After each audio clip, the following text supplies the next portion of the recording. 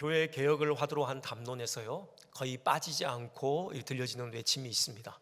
초대교회로 돌아가자라는 그런 구호이죠. 이것이 증거하는 바는 초대교회야말로 시대와 지역을 막론하고 모든 지교회가 지향해야 될 교회의 바른 모습이다 라는 어떤 그런 함의가 담겨져 있는 것 같습니다. 역사적으로 모델 교회가 될 만한 많은 교회들이 있었겠죠. 하지만 오순절 성령 강림을 통해 세워진 초창기 예루살렘 교회야말로 교회의 진정한 모델이 될 수 있다, 그런 생각을 해볼 수 있습니다. 오늘 봉독한 본문은 그러한 모델 교회로서의 예루살렘 교회의 모습을 잘 담아내고 있습니다. 그렇기 때문에 오늘 본문을 생각할 때 우리가 기대할 수 있는 것은요, 우리가 추구해야 될 교회의 방향이 무엇인지, 특별히 교회가 추구해야 될 핵심 가치가 무엇인가를 우리가 얻을 수 있다는 그런 기대입니다. 우리 교회도요 6대 핵심 가치를 설정했습니다. 그 중에요 이 초대교회에서 우리가 한 번 더 발견하게 되는 그런 가치들이 있습니다. 오늘 3가지만 한번 중점적으로 생각을 해보겠습니다. 먼저는요 양육입니다. 예루살렘 교회는요 하나님의 말씀으로 온 교인들을 양육하는 일이 활발히 이루어졌음을 우리가 확인하게 됩니다. 42절에 이런 말씀이 있죠. 그들이 사도의 가르침을 받아 서로 교제하고 떡을 떼며 오로지 기도하기를 힘쓰니라. 이게 좀 우리말 번역이 원문을 충실하게 담아내지 못한 부분이 있는데요, 여기 이들이 힘쓴 게 기도뿐인 것처럼 그렇게 번역이 되어 있거든요. 근데 그게 아니라요, 여기 사도의 가르침, 서로 교제함, 떡을 땜, 기도, 이 4가지를 공히 힘썼다, 원문은 그렇게 되어 있습니다. 그랬어요. 그 중에 사도의 가르침이 가장 먼저죠. 그것이 의미하는 바는 교회의 생애에 있어서 가장 소중한 것은 역시 하나님의 말씀이다 라는 것을 분명하게 증거하고 있습니다. 이들은 하나님의 말씀을 가르치고 배우는 일에 온 힘을 다했던 것입니다. 즉 하나님의 말씀에 의한 양육이 활발히 진행되었던 것이죠. 이 본문을 보면서 칼빈의 말이 생각이 났습니다. 우리 종교개혁가 칼빈은요 교회를 일컬어 어머니의 품이다, 어머니다, 그렇게 표현을 했습니다. 하나님을 아버지로 모신 사람이라면 누구나 교회를 어머니로 모셔야 한다라는 그런 얘기를 했어요. 그것이 의미하는 바는 뭡니까? 교회의 주된 사명 중에 하나가 이제 복음으로 갓 생명을 얻은 사람들을 성숙한 하나님의 자녀로 길러내는 것, 이것이 바로 교회에 주어진 중대한 사명이다 라는 것을 의미하는 것이죠. 역시 이 양육의 가장 중요한 수단은요 하나님의 말씀입니다. 여기 사도의 가르침이라 그렇게 했는데요, 여기 사도 단수로 되어 있는데 원어는 복수입니다. 그러니까 사도들이에요. 베드로만 가르친 게 아니라요 다른 모든 사도들이 공히 함께 가르쳤던 것입니다. 그런데 흥미로운 것은 가르침은 단수예요. 가르침들이 아닙니다. 그게 의미하는 바는 뭐예요? 사도들이 각각 가르쳤는데 그 가르침이 하나였다는 거죠. 자기 생각을 얘기했던 게 아니라는 겁니다. 세상의 이론을 그들이 가르친 게 아니에요. 뭘 가르쳤습니까? 하나님의 말씀을 가르쳤다라는 거예요. 특별히 여러분 베드로 사도의 그 설교를 기억하시죠? 그 설교의 핵심 내용이 뭐예요? 예수 그리스도잖아요. 예수 그리스도께서 십자가에 죽으시고 부활하셔서 우리의 구주 되셨다, 우리의 왕이 되셨다, 바로 그 사실을 선포했습니다. 사도들은 공히 바로 예수 그리스도의 복음을 선포하고 증거하고 가르쳤던 것이죠. 이 예수 그리스도의 복음, 이 하나님의 말씀이야말로 하나님의 사람들을 길러내는 주요한 양육의 수단이다, 우리가 그것을 확인할 수 있는 것입니다. 예루살렘 교회 자체가 베드로가 증거한 복음에 의해 시작되었습니다. 그리고 이제 역시 같은 하나님의 말씀, 즉 복음에 의해 자라는 것입니다. 우리가 잘 알고 있는 로마서 10장 17절 말씀 있죠? 믿음은 들음에서 나며 들음은 그리스도의 말씀으로 말미암았느니라. 믿음은요 하나님의 말씀에 의해 생겨납니다. 그리고 그 믿음이 자라는 것 역시 하나님의 말씀에 의한 것이라는 사실입니다.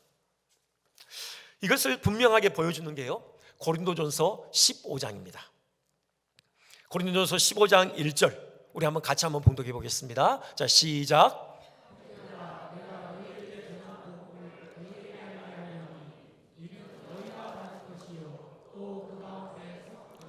아멘. 사도 바울이 고린도 교회에 복음을 전했습니다. 그들이 믿음으로 받았어요. 그리고 그 가운데 서 있습니다. 그런데 뭐라고 해요? 너희에게 전한 복음을 또 너희에게 알게 한다. 지금 그렇게 얘기를 합니다. 지금 고린도전서 15장은 부활장이잖아요. 예수 그리스도의 죽으심과 부활에 대해서 그가 또 지금 가르치는 것입니다.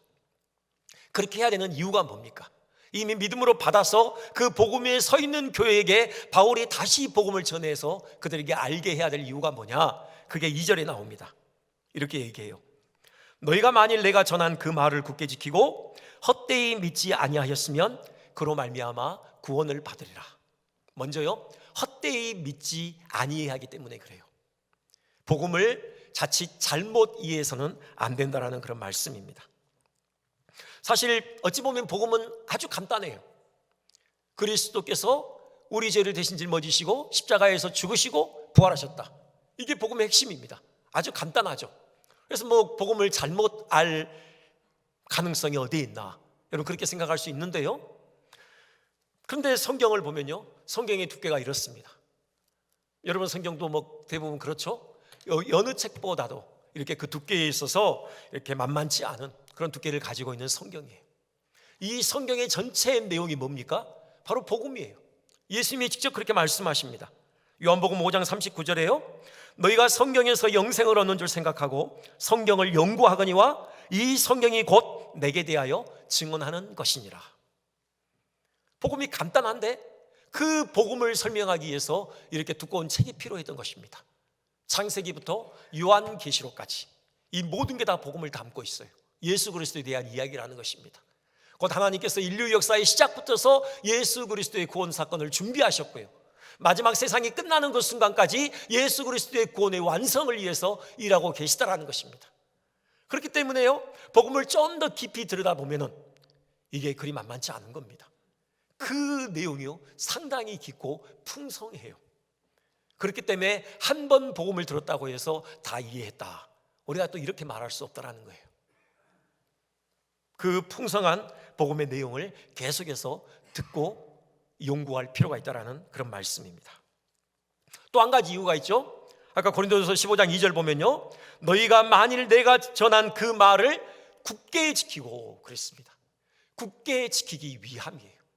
복음을 머리로만 이해했다고 해서 끝나는 게 아니에요. 그 복음을 삶으로 살아내야 한다는 것입니다.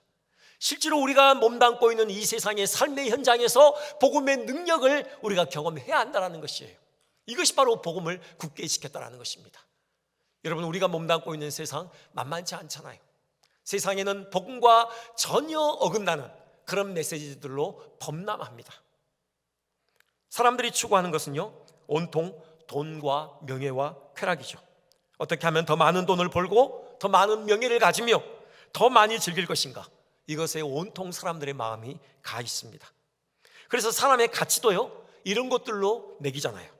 누가 더 많이 가졌는가에 의해 사람의 가치가 매겨지는 세상입니다. 하나님의 형상으로서의 사람의 본래적인 가치가 무시되는 것이죠.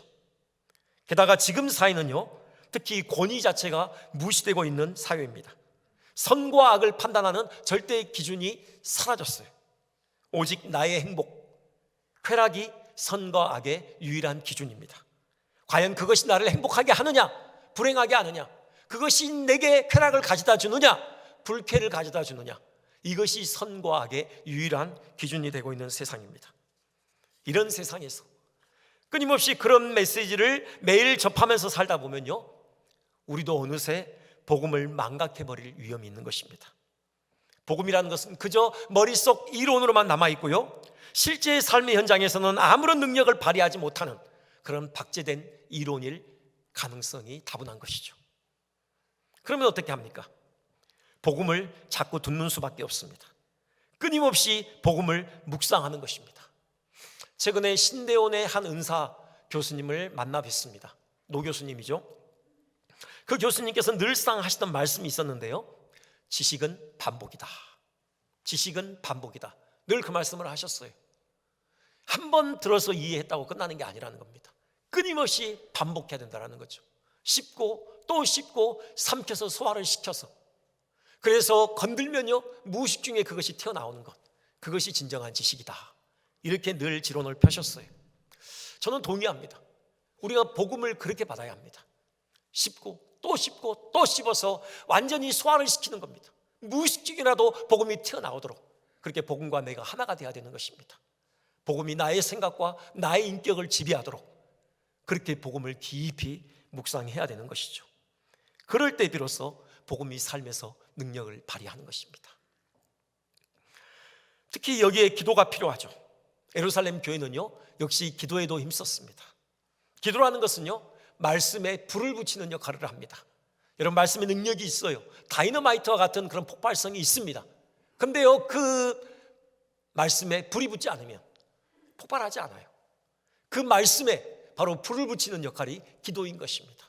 기도로 말씀에 불을 붙일 때 말씀이 가지고 있는 그 폭발력이 드디어 진가를 발휘하게 되는 것입니다. 말씀과 기도, 우리 교회에 풍성했으면 좋겠습니다. 그래서 정말 한 사람 한 사람이 그 질그릇처럼 연약한 사람들이 견고한 믿음의 반석과 같은 사람들로 그렇게 성장해가는 그런 교회가 되었으면 좋겠습니다. 두 번째, 예배입니다. 초창기 예루살렘 교회는 하나님을 예배하는 일에 있어서도 역시 전력을 다하였습니다. 이들은 성전에서나 집에서 모이기를 힘썼고요, 모일 때마다 하나님을 찬미했습니다. 47절 그렇게 돼 있죠. 하나님을 찬미하며, 그리고요 또 떡을 떼었다고 했습니다. 41절도 나와 있고요 46절도 나와 있는데, 떡을 뗐다라는 것은요, 이것은 성찬을 의미하는 것입니다. 성찬은요, 예배에 있어서 아주 중요한 요소입니다. 그 성찬을 자주 하다 보면은 매너리즘에 빠질 가능성이 있어서 우리가 가끔 해요. 근데 칼빈은 한 두 달에 한 번 정도는 반드시 해야 된다, 그렇게 주장을 했고요, 여기 초대교회는요, 매주 모일 때마다 성찬을 행했습니다. 왜요? 이것은 중요한 은혜의 방편이고 또 하나님을 예배하는 중요한 의식 중에 하나이기 때문이죠.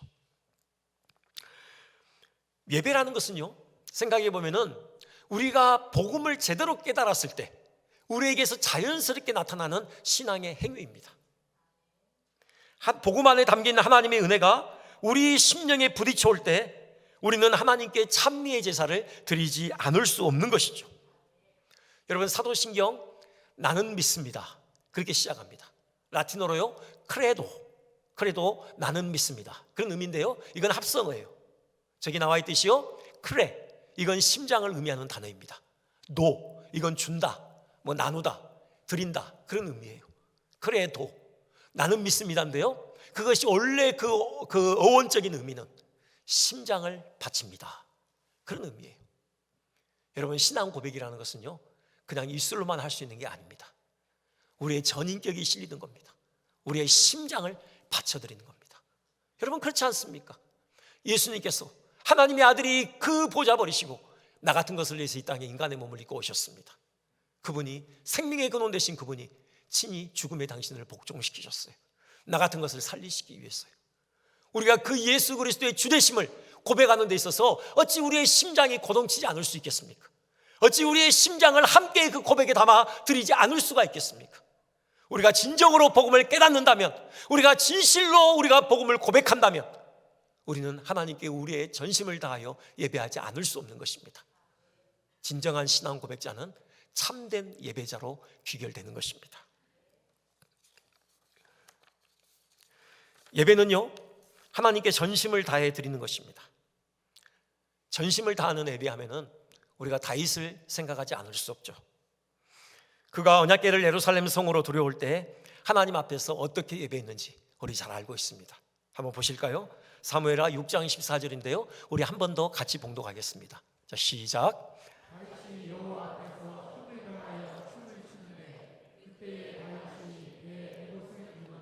아멘. 여호와 앞에서 힘을 다하여 춤을 췄다고 했습니다. 이것이 다윗이 하나님 앞에 그의 감사를 표하는 방식이었습니다. 얼마나 열심히 춤을 췄는지 그 옷이 흘러내렸다고 되어 있잖아요. 그 장면을 그 사울의 딸인 미갈이 창에서 이렇게 내려다 보았죠. 마음에 다윗을 업신여겼습니다. 그리고 다윗을 대놓고 이렇게 조롱하죠. 사무엘하 6장 20절인데요, 사울의 딸 미갈이 나와서 다윗을 맞으며 이르되 이스라엘 왕이 오늘 어떻게 영화로우신지 방탕한 자가 염치 없이 자기의 몸을 드러내는 것처럼 오늘 그의 신복의 계집종의 눈앞에서 몸을 드러내셨도다, 이렇게 조롱하고 비난해요. 다윗의 그 영감 있는 예배를 이해하는 영적인 눈이 없었던 것입니다. 다윗이 거기에 대해서 이렇게 답변합니다. 다윗이 미갈에게 이르되 이는 여호와 앞에서 한 것이니라. 그가 네 아버지와 그의 온 집을 버리시고 나를 택하사 나를 여호와의 백성 이스라엘의 주권자로 삼으셨으니 내가 앞으로도 계속해서 여호와 앞에서 뛰놀리라. 이것이 다윗의 예배였습니다. 이것이 전심으로 하나님께 드리는 예배의 모습 아닙니까? 우리를 구원하신, 우리를 하나님의 자녀, 우리를 왕같은 제사장으로 삼으신 그 하나님의 은혜에 대한 감격으로 우리도 하나님 앞에서 기뻐 뛰며 춤추며 그분을 높여드렸으면 좋겠습니다. 전심 있는 예배 드리는 예배자들 됐으면 좋겠습니다. 예배는 하나님께서 우리를 지으신 목적이요 또 우리를 구원하신 목적입니다. 하나님께서 이스라엘을 애굽에서 건지시는 목적이 그들로 하여금 예배 받으시기 위함이었습니다. 모세에게 밝히셔요. 출애굽기 3장 12절이죠. 너희가 이 산에서 하나님을 섬기리니, 하나님을 섬김의 핵심은 바로 예배입니다. 하나님께서 이스라엘을 애굽에서 건져내시는 것, 그것은 애굽의 그 바로의 압제에서 고통하는 그 이스라엘이 불쌍했기 때문만은 아닙니다. 더 숭고한 목적이 있었는데요, 바로 이스라엘을 하나님을 예배하는 예배 공동체로 세우시기 위함이었습니다. 실제로 이스라엘을 애굽에서 건져내오셔서요 시내산에 데리고 오시죠. 거기서 오랫동안 머무시면서요 그들에게 반포하시는 게 있는데 바로 레이기입니다. 레이기의 핵심이 뭡니까? 예배입니다.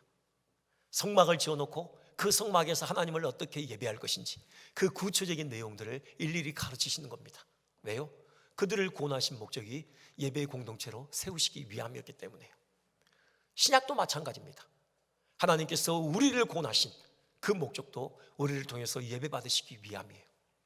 에베소서 1장 3절부터요 14절까지 삼위의 하나님께서 우리를 구원하시기 위해서 어떻게 함께 합력하여 일하셨는지 그 구원의 역사를 일별하고 있습니다. 성부 하나님께서요 우리의 구원 계획을 세우십니다. 성자 하나님께서 그 계획을 실행하시기 위해서 친히 인간의 몸을 입고 이 땅에 오시고요 희생제물로 당신을 내어주시죠. 성령 하나님께서, 예수님께서 마련하신 그 구원이 실제로 우리의 것이 되도록 우리 안에서 일하십니다. 이 역사가 지금 1장 3절부터 14절까지 나와 있는데요, 여러분 거기에 흥미로운 대목은 세 번이나 반복해서 그렇게 삼위 하나님이 공의히 우리의 구원을 위해서 일하시는 목적이 뭐냐? 우리를 통해서 찬미의 제사를 받으시기 위함이다. 그렇게 되어 있습니다. 6절에 얘기해요. 이는 그가 사랑하시는 자 안에서 우리에게 거저주시는 바 그의 은혜의 영광을 찬송하게 하려는 것이라. 또 12절에 말씀합니다. 우리가 그리스도 안에서 전부터 바라던 그의 영광이 찬송이 되게 하려 하심이라. 마지막 14절이요. 이는 우리 기업의 보증이 되사 그 얻으신 것을 속량하시고 그의 영광을 찬송하게 하려 하심이라. 아멘. 그렇기 때문에요 우리가 하나님을 예배할 때 하나님은 너무 즐거워하십니다. 하나님은 우리의 예배를 기뻐 받으십니다. 우리의 찬송을 기뻐 받으시고요 우리의 엎드려 경배하는 그 경배를 너무도 기뻐하시는 겁니다. 그래서 우리가 전심으로 하나님을 예배하면 반드시 나타나는 현상은요 하나님의 임재입니다. 하나님께서 우리 가운데 임재하시는 거예요. 그 영광을 힘껏 드러내십니다. 그분의 선하신 얼굴빛을 우리 가운데 비춰주시는 겁니다. 성찬도 마찬가지 은혜의 방편이에요. 우리가 믿음으로 성찬을 행할 때요 하나님의 임재가 있습니다. 성령께서 임재하시고요 내지는 천상 보좌에 앉으신 예수님께서 우리 영혼을 들어 올리십니다. 그래서 주님과의 연합이 이루어지게 하시는 것입니다. 늘 말씀드리지만요 이 하나님의 임재가 우리의 생명입니다. 여러분 하나님의 임재 앞에 설 때 우리는 생명을 얻어요. 우리 영혼이 소생하게 되고요 하늘의 평강과 기쁨으로 충만케 되는 것입니다. 우리 안에 거룩에 대한 소원이 불릴 듯 일어나게 돼요. 하나님의 영광을 사모하는 열정으로 가득하게 됩니다. 세상을 이길 힘을 넉넉히 공급받게 되는 것이에요. 최근에 이단이 사회적인 이슈가 됐죠. 여러분 좀 이해가 안 되시는 부분이 있지 않나요?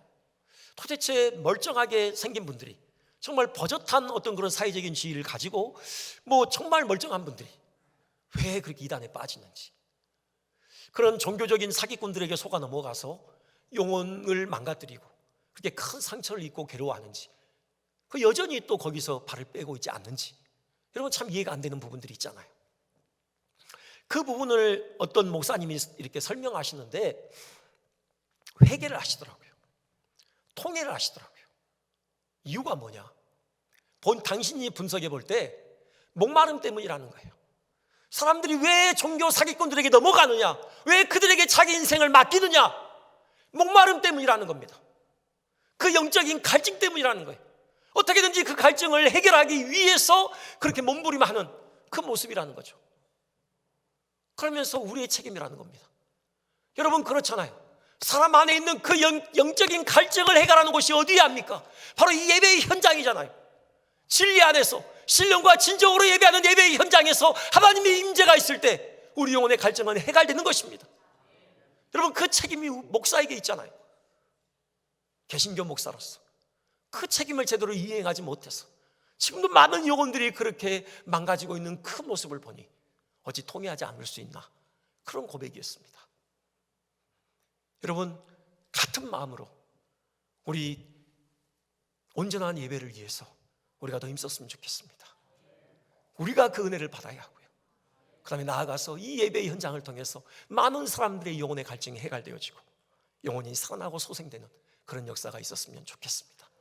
그런 예배 공동체 함께 만들어 가기를 원합니다. 세 번째로 마지막으로 교제입니다. 참 눈에 띄죠. 초창기 예루살렘 교회의 가장 주요한 특징, 바로 성도 간에 풍성한 사랑의 교통이 있었다라는 사실입니다. 먼저요, 46절 보면은 이들은 집에서 모여 음식을 나눴다고 말씀합니다. 그렇죠? 집에서 떡을 떼며 기쁨과 순전한 마음으로 음식을 먹고, 그러니까 음식 그 식탁의 교제와 성찬이 함께 이루어졌던 것이죠. 유대인들에게 있어서 식탁의 교제는 상당한 사회적인 의미를 함의하고 있습니다. 이방인들은 물론이거니와 세리나 창기와 같은 죄인들과도 유대인들은 식탁의 교제를 꺼렸어요. 그런 죄인들과 식탁의 교제를 나누는 예수님을 향하여 비난과 정죄를 퍼부었던 것, 여러분 기억하실 것입니다. 예수님께서 삭개오의 집에 들어가셨을 때 사람들이 하나같이 저가 어떻게 죄인의 집에 들어갈 수 있나 하면서 수군댔습니다. 이렇듯 함께 식탁의 교제를 나눈다는 것, 그건 유대인들에게는요, 우리가 하나님의 같은 백성이다 라는 그런 정서적인 유대감을 나눈다라는 의미가 있습니다. 생각해 보면요, 예수님도 참 식탁의 교제를 즐기셨습니다. 삭개오뿐 아니라요, 예수님은 누구와도 식탁의 교제를 나누기를 즐겨하셨습니다. 바리새인의 초청에도 응하셨고요, 또 세리 마태가 주도한 잔치 자리에도 참석하셨습니다. 세리와 죄인들과 함께 식탁을 나누셨어요. 이는요, 그들도 하나님의 은혜와 사랑의 대상임을 선포하시는 의미가 있는 것입니다. 예수님께서 선수 제자들에게 식탁을 공개하신 일도 있죠. 여러분 기억하시죠? 부활 이후에 갈릴리 해변에서 밤새껏 헛되이 그물질을 했던 그 지쳐있는 제자들에게 숯불을 피워서 떡과 생선을 공급해 주셨어요. 그건 하나님의 사랑을 의미하는 거죠. 제자들에게 하나님의 끝까지의 사랑이 무엇인가를 바로 드러내고 계신 것입니다. 이 예수님과의 식탁의 교제의 정수는 역시 마지막 그 6월절 만찬이었을 것입니다. 식사하시다가요, 일어나시잖아요.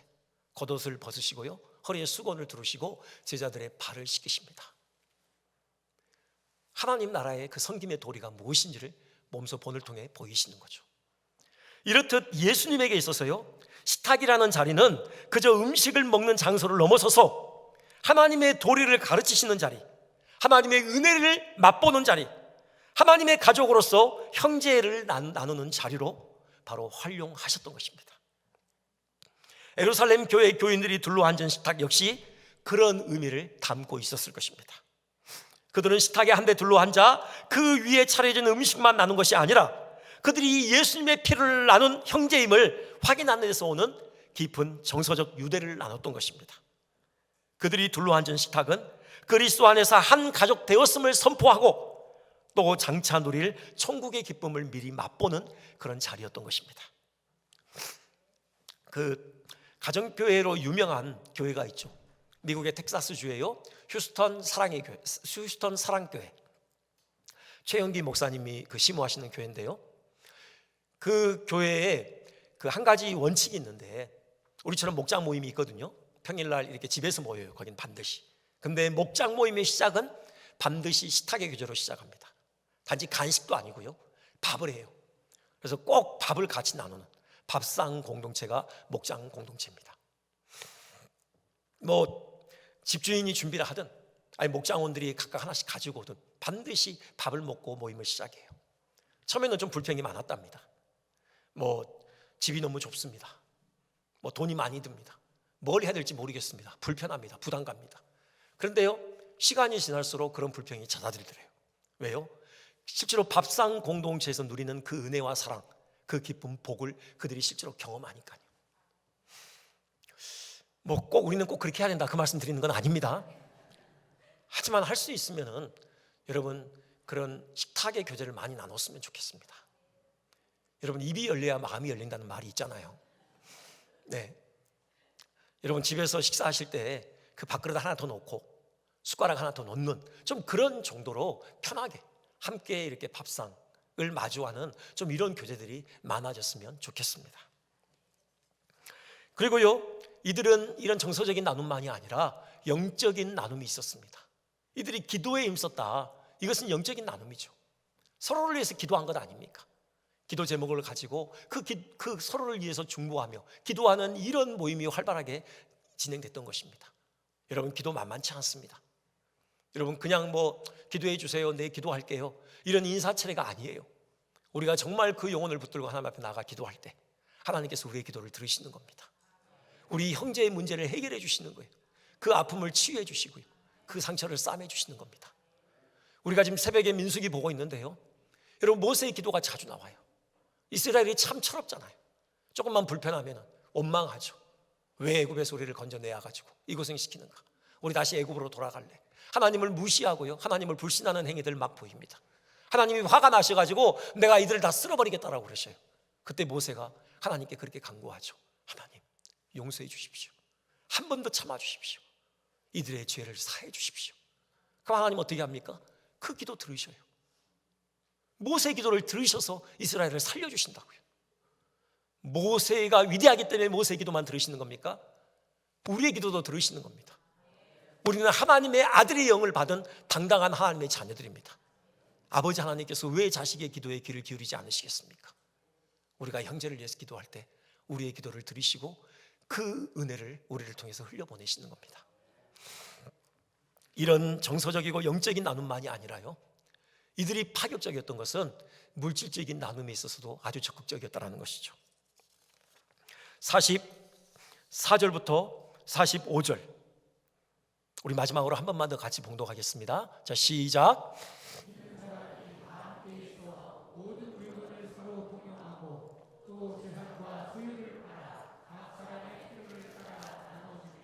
아멘.